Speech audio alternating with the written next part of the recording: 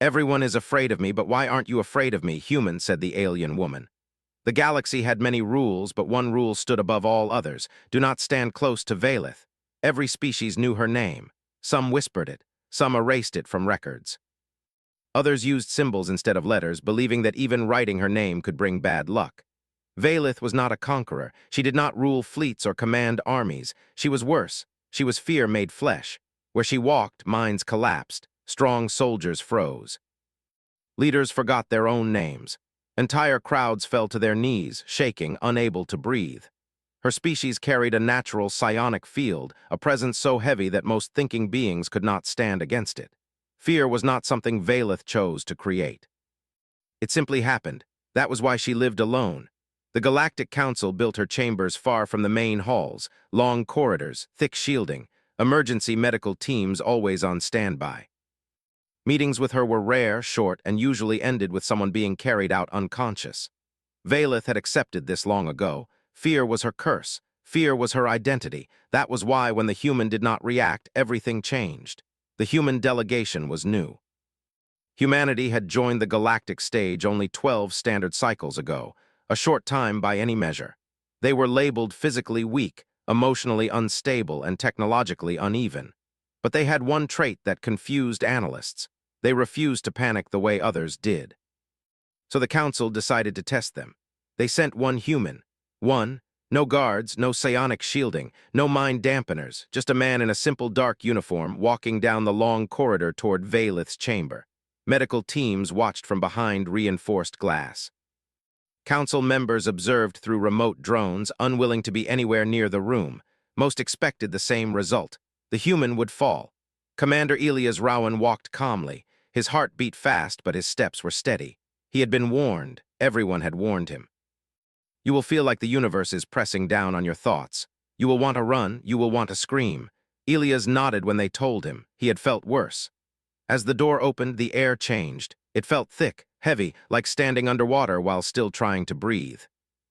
Fear brushed against his mind. Not a thought, a pressure. It searched him, found memories, loss, failure, terror, regret. It pushed harder. Elias slowed his breathing the way he had learned long ago. One breath in, one breath out. He stepped inside.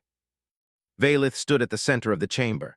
She was tall, her form elegant and alien, skin like dark silver glass that reflected the soft light.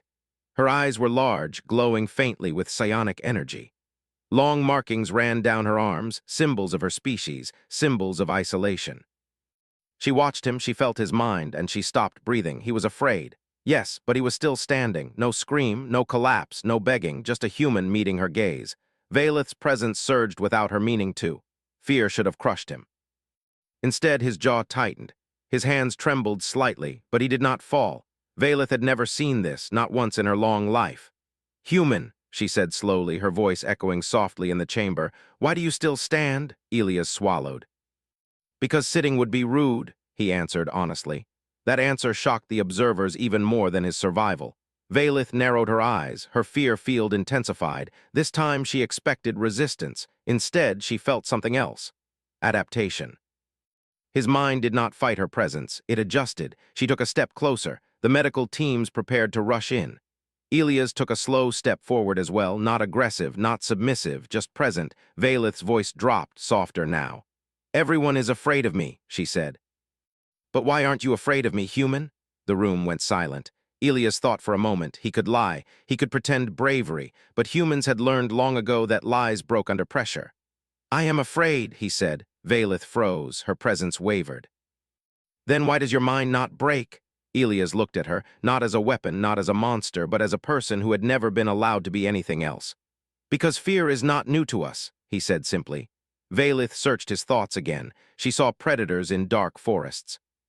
Storms swallowing cities, wars that left planets burning. She saw humans standing in burning buildings to save strangers. She saw them shaking, crying, and still moving forward. Her voice was quiet now. "You live like this?" "All the time," Elias replied. For the first time in centuries, Valeth felt something unfamiliar. Doubt. If fear did not control humans, then what else did? She took another step closer, testing him. Elias' vision blurred slightly. His chest felt tight, but he stayed. Valeth felt her own pulse quicken. Fear had always been her shield, her weapon, her prison, and now a human had walked through it. The council observers whispered urgently. This was not supposed to happen. Valeth straightened. "Human," she said, "your species is dangerous." Elias gave a small, tired smile. "Yes," he said, "we know." And for the first time, the galaxy began to understand why the room did not explode into chaos. That surprised everyone. The council chambers were designed for panic: sirens, emergency barriers, medical drones. Every meeting with Valeth ended the same way: someone screaming, collapsing, or being dragged away unconscious. But now none of that happened. Valeth stood only a few steps away from the human, and the human still stood. Commander Elias Rowan felt sweat run down his back. His heart was pounding so hard he thought it might tear his chest open. His legs burned, his vision swam, and every instinct screamed at him to run. But he did not move. Across the room, hidden behind thick shielding, council members watched in stunned silence.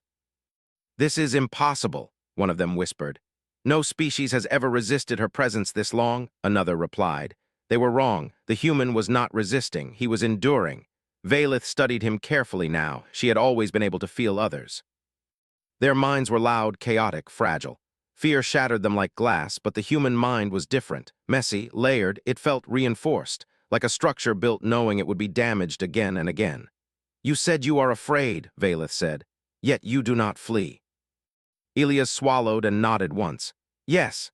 "Explain," she demanded, not harshly, curiously. Elias chose his words carefully, simple words, honest ones. "Fear is part of us," he said. "We grow up with it, we learn it early." Valeth tilted her head slightly, a gesture her species used when confused. "Fear is a weakness." Elias shook his head. "Fear is information." That answer echoed through the observation chamber. Valeth felt something twist inside her chest. Information. Fear to her people was dominance, control, an unavoidable truth of existence. To hear it described so casually unsettled her. "You build your society on fear?" she asked. "No," Elias replied. "We build it despite fear." Valeth stepped back for the first time. Not because she was afraid, because she needed space to think. Her psionic field relaxed slightly. The pressure in the room lessened just enough for Elias to breathe easier. He noticed. She noticed that he noticed. Interesting. "You are not trained for this," Valeth said. "No shielding, no enhancement." "No," Elias agreed. "Then why were you chosen?" Elias looked past her at the walls, the lights, the empty space meant to keep her isolated. "Because I am ordinary," he said. That answer struck harder than any challenge. Valeth stared at him. "Ordinary beings broke fastest." "That is a lie," she said. Elias smiled faintly. "I promise you," he said, "I am very average." The council could no longer stay silent. A communication channel opened, projecting a shimmering image in the chamber. "Valeth," the council speaker said cautiously, "this interaction has exceeded safe parameters." Valeth did not look away from Elias. "I am aware," she said. "Human," the speaker addressed Elias, "step back immediately." Elias hesitated. He looked at Valeth. Her eyes were still on him, waiting. He stepped back not because he was ordered, but because he sensed the moment had reached its edge. The moment he did, Valeth's fear field surged outward again, filling the room. The difference was subtle, but Elias felt it. She was not pushing as hard. Once Elias was escorted out, the council erupted into argument. "Humans are immune." "No, they are unstable." "This is a threat to galactic balance." Valeth listened from her chamber, disconnected from the noise. Her thoughts were elsewhere. On the human mind, on the memories she had glimpsed, on fear being used instead of obeyed. She had been called a monster since her youth. A living weapon, a deterrent, never a person. But the human had not looked at her with terror, nor with worship. He had looked at her like someone who understood pain. That disturbed her more than fear ever had. Elias sat alone in a quiet room, medical staff hovering nearby. They scanned his brain. No damage, elevated stress, normal human fear response. One doctor shook her head. "You should have collapsed." Elias gave a tired laugh. "I've collapsed before," he said, "just not today." He closed his eyes briefly. Inside his mind, echoes of Valeth's presence still lingered, heavy, cold, lonely. He had felt that loneliness more than the fear. Within days, rumors spread. Across trade routes, across data nets, across diplomatic circles. The human stood before Valeth and lived. Some species dismissed it as propaganda, others panicked. If humans could resist her, then the galaxy's greatest deterrent was no longer absolute. And if fear no longer ruled, what would? A faction within the council acted quickly. They proposed a test, not a meeting, a simulation. Valeth would be placed near a human military unit. If the humans broke, all would be well. If they did not, the implications were dangerous. Valeth was informed. She did not refuse, but she requested one condition. Elias Rowan would be present. The council agreed uneasily. The simulation chamber was vast. Dozens of human soldiers stood in formation. No psionic shielding, only standard gear. Valeth entered. Fear rolled outward like a storm. Several soldiers stiffened. Some gasped. One fell to a knee, but none ran, none screamed. They breathed. They steadied each other. Hands tightened on shoulders. Quiet words passed between them. "Stay with me. I've got you." "Breathe." Valeth watched, stunned. Their fear connected them. It did not isolate them. Elias stood at the front. He met Valeth's gaze again. She understood then. Fear did not break humans. It bound them. Alarms sounded, not from the humans, from the council chamber. External forces had detected weakness. Rival powers moved fleets. If humanity could resist fear, others would want them gone or controlled. Valeth felt it. The galaxy shifting. She looked at Elias. "Your species will be targeted," she said. Elias nodded. "We know." "Why are you not afraid of that?" Elias answered quietly. "Because we've been targeted before." Valeth realized then, humanity was not dangerous because it lacked fear. Humanity was dangerous because it remembered fear and survived it. For the first time in her life, Valeth made a choice, not as a weapon, not as a monster, but as a person. She stepped closer to the human soldiers and stood with them. End of Part 2. The galaxy reacted the way it always did when something stopped making sense. With fear, trade routes slowed, borders tightened, fleets changed position, old treaties were reviewed and quietly ignored. Species that had shared peace for centuries suddenly remembered old grudges, all because one truth was spreading faster than anyone could stop it. Fear did not stop humans. Valeth felt the shift before the alarm sounded. Her chamber vibrated softly as distant engines ignited across the system. She stood still, eyes closed, feeling the pressure of countless minds moving with panic and aggression. The council had lost control. They had built their power on certainty, on the idea that fear was absolute, universal, and reliable. Humanity had broken that idea, and broken ideas scared people more than weapons ever could. Commander Elias Rowan was in the command center when the first warning arrived. Multiple unknown fleets, non-council aligned, armed, they were not here to talk. "They're moving fast," an officer said. "No response to hails." Elias closed his eyes for 1 second, then he nodded. "So it begins," he said quietly. Human ships were fewer, smaller. Not as advanced, but they moved anyway, not because they believed they would win, because running would only delay the same outcome. Valeth requested immediate access to the council. The request was denied. That was new. She felt anger rise, sharp and unfamiliar. They were afraid of her now. The irony tasted bitter. She did not wait for permission. Her presence flooded the council chamber remotely, bypassing their safeguards. Several members flinched. One collapsed. "I warned you," Valeth said, her voice cold. "Fear no longer protects you." The speaker trembled. "You are compromised." Valeth stepped forward in the projection, towering. "No," she said, "I am choosing." The attacking fleets opened fire. Space lit up with silent flashes as shields strained and ships maneuvered desperately. Human commanders issued rapid orders. No shouting, no grand speeches, just action. Damage reports came in. Losses followed. Still, the humans held formation. Valeth watched from a strategic display, her mind reaching out. She felt the fear. Every human felt it, but fear did not paralyze them, it sharpened them. That terrified the enemy more than any weapon. A council task force arrived, not to help, to intervene. They attempted to seize control of the human fleet, claiming containment protocols. Human channels exploded with confusion. Elias stared at the message. "They're turning on us," someone said. Elias nodded slowly. "Of course they are." Fear always turned inward eventually. Valeth felt the betrayal like a wound. The council was using her absence, her isolation, as an excuse to act. They believed humans needed to be broken. They planned to use her. Again, a command signal pulsed toward her chamber. A forced activation, her body tensed. Old instincts screamed obedience. Fear had always been her chain. She clenched her fists and broke the signal. The backlash shattered equipment across her chamber. Valeth gasped but stood. For the first time in her life, she resisted not fear but control. She appeared on every channel, council, human, enemy fleets. Her presence slammed into the minds of thousands. Panic rippled, but not among the humans. They steadied themselves. They endured. Valeth spoke. Enough! Her voice was not loud. It did not need to be. This war is born of fear, she said, and fear has failed. Enemy commanders screamed orders. Some ships retreated. Others fired blindly. Human ships adapted instantly. They moved unpredictably. Fear made the enemy rigid. Fear made humans flexible. Elias watched Valeth's image hover over the battlefield. For the first time, she was not a weapon pointed at him. She was standing beside him. "You'll be hunted for this," he said quietly over a private channel. Valeth answered without hesitation. "I have always been hunted," she replied. "Now I choose why." The battle ended not with victory, but withdrawal. Enemy fleets fled. Council forces pulled back, confused and shaken. The system was silent again, but nothing was the same. Afterward, humans mourned their dead.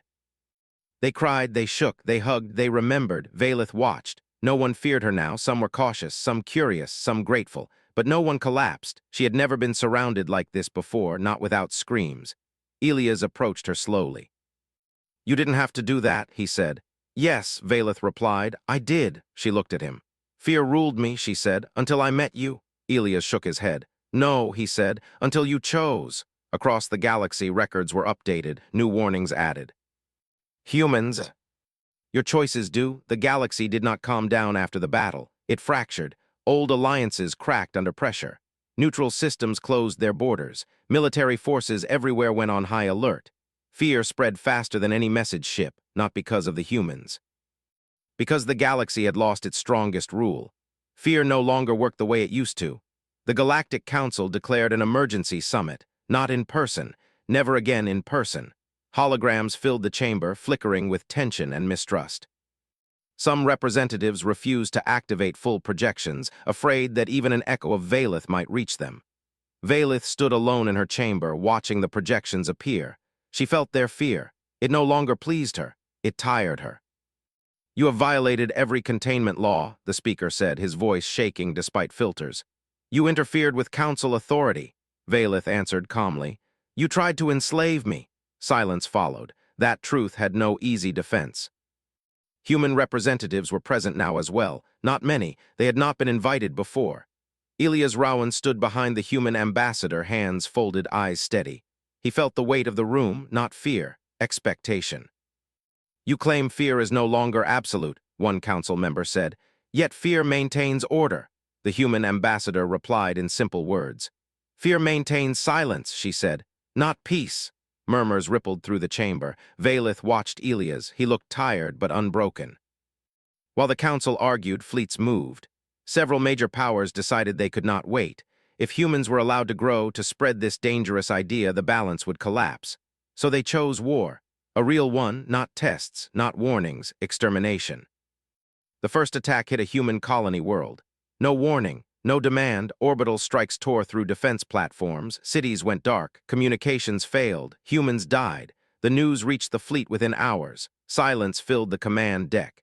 Elias closed his eyes. Fear hit him hard, hot, sharp, personal. Then he opened them again. "We defend," he said. No cheering, no speeches, just movement. Valeth felt the attack like a scream in the distance. Her psionic senses stretched across the void, touching the edges of human suffering. Anger rose, not wild, focused. The council still argued about laws while humans burned. She made another choice. She did something no one believed possible. Valeth left her chamber, physically. She boarded a human ship. Alarms blared when she stepped inside.